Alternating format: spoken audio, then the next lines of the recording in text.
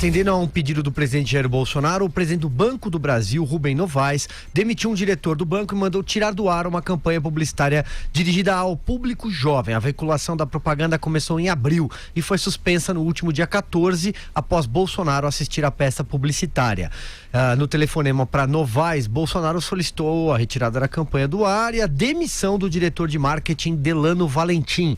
Oficialmente, Novaes disse que foi, abre aspas, uma decisão de consenso.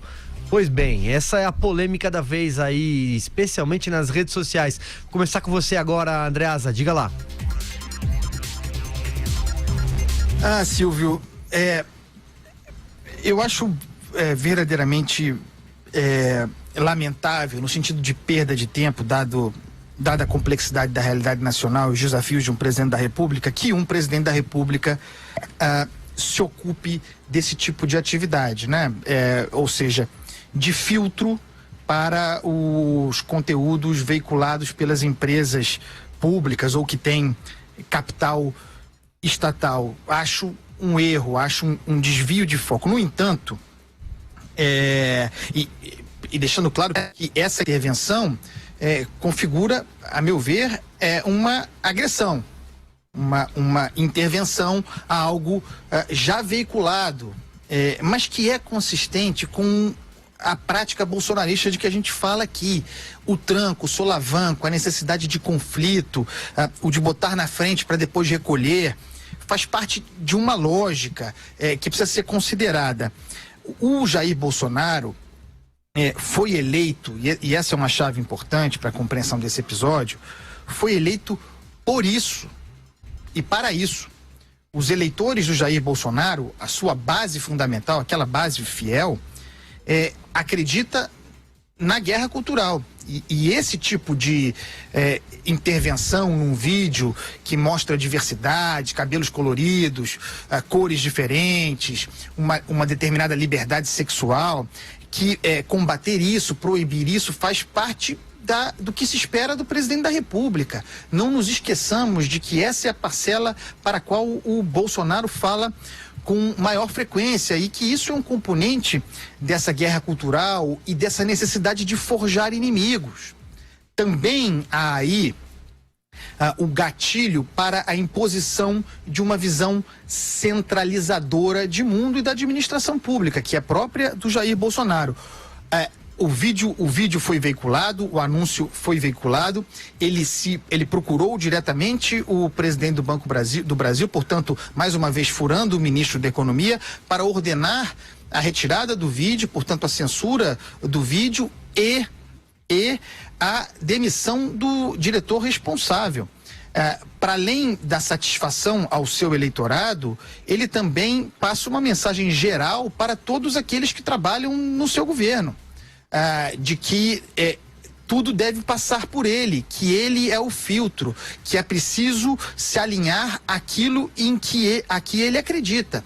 Isso está dado. A partir de agora, para além do fato objetivo de que a SECOM vai centralizar todos esses conteúdos, tudo passará por ali, há uma cultura, desculpem, mas a palavra é essa, a cultura do medo para a produção de conteúdo nesse governo. Tudo tem que ser aprovado pela mentalidade bolsonarista, seja pelo presidente ou não. Tenho a impressão que o vídeo reverberou mais por ter sido retirado do que se estivesse no ar. Vai lá, Vera Magalhães. Mas é o que acontece com todas essas polêmicas do governo, que são autoimpostas, Silvio. Elas sempre fazem com que aquilo que se queria esconder reverbere muito mais. É isso que acontece quando há censura, porque é disso que se trata.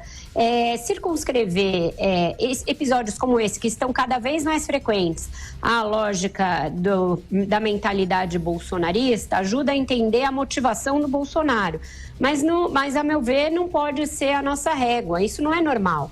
Isso não é aceitável num Estado democrático de direito, que um presidente da República intervenha numa área técnica de marketing de um banco que é público, mas que tem acionistas, que tem clientes, que tem produtos que concorrem no mercado com os similares de bancos privados. Essa era uma campanha, não era um institucional do banco, não era nada que dissesse respeito a produtos do governo que são oferecidos pelo banco, crédito rural, o que quer que seja. Era uma campanha para atrair o público jovem. E ela não é que ela estivesse erguendo alguma bandeira gaysista ou o que quer que o Bolsonaro ache, o que quer que passe por essa mente absolutamente tacanha do presidente da República. Era uma propaganda que só usava imagens que dialogam com o universo do jovem. Querer circunscrever toda a vida nacional, aquela régua segundo a qual o Bolsonaro vê a moral, os bons costumes, será levar o país para as trevas. Isso não se trata de uma coisa de esquerda ou de direita. E eu discordo um pouco da ideia de que o Bolsonaro tenha sido eleito para isso. Eu acho que isso representa uma fração do eleitorado do Bolsonaro. Muita gente votou no Bolsonaro porque não viu outra opção para derrotar o PT. Não necessariamente essas pessoas, muitas das quais eu conheço, nós conhecemos, são empresários, são operadores de mercado, querem viver na época do seriado Handmaid's Tale. Não querem voltar à Idade Média, não querem voltar à Era das Trevas, rasgar o iluminismo, esquecer que a gente tem humanidades, que tem ensino de humanas, que tem uma história toda, essa sim, do mundo ocidental, virtuosa de produção cultural, científica, filosófica. Não acredito que o Brasil queira isso para si. Não acredito que tenha sido nisso que as pessoas votaram. Elas votaram por um mix de motivos que levaram o Bolsonaro a ser a pessoa certa naquela hora errada.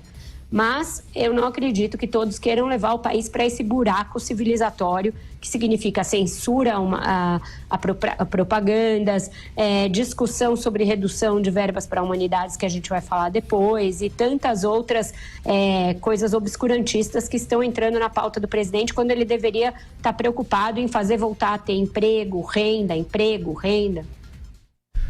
Muito bem. Alexandre Borges, sua análise.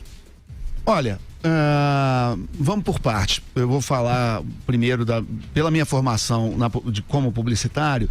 Eu não vou diretamente criticar trabalhos de colegas, mas a gente sabe primeiro que existem campanhas que já são criadas, isso não é privilégio de banco, estatal, já são criadas até para serem derrubadas às vezes.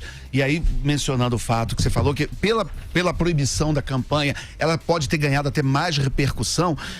Se não me engano, essa campanha do Banco do Brasil foi feita pela W Macan. A W Macan o W é de Washington Oliveto. Washington Oliveto, que é o grande publicitário, né, que todos conhecem, e ele sempre foi um gênio de trollar o CONAR. Ele fazia muito isso ao longo da carreira dele. Ele fez isso 500 vezes com o Bombril, com o Carlos Moreno. Ele já fazia uma campanha que sabia que ia ser derrubada pelo CONAR. O CONAR derrubava, dava mídia, dava manchete, dava polêmica. Ele já fazia a outra campanha para ser veiculada depois de ser derrubada do CONAR, já estava até pronta. Então já era quase que um jogo combinado, né? Não era combinado, mas ele já conseguia mais ou menos prever o caminho daquela campanha e fazer isso e tá dentro da regra do jogo. Era uma coisa genial que ele fazia para os clientes dele. Ele continua genial como sempre. E também em relação à propaganda, sem entrar especificamente no mérito dessa, mas se você pega esse filme e você compara com outros filmes de outros bancos, esse filme não necessariamente seria do Banco do Brasil, podia ter sido do Itaú, podia ter sido do Bradesco. Mesmo os grandes bancos do país fazem campanhas muito parecidas com essa. Então não é por ser estatal ou não ser que a campanha necessariamente seria diferente. Eu posso ter uma avaliação específica de como países que têm oligopólios, monopólios e tem poucas empresas dominando mercados muito grandes. O Brasil é um país de concentração bancária, que como você leva a ter uma certa desconexão dessas elites culpadas com a população, e as campanhas acabam apelando muito mais a uma visão estereotipada que essas elites culpadas têm do que é a população de baixa renda, do que são as minorias, do que propriamente se conectar. Mas isso é um assunto lateral.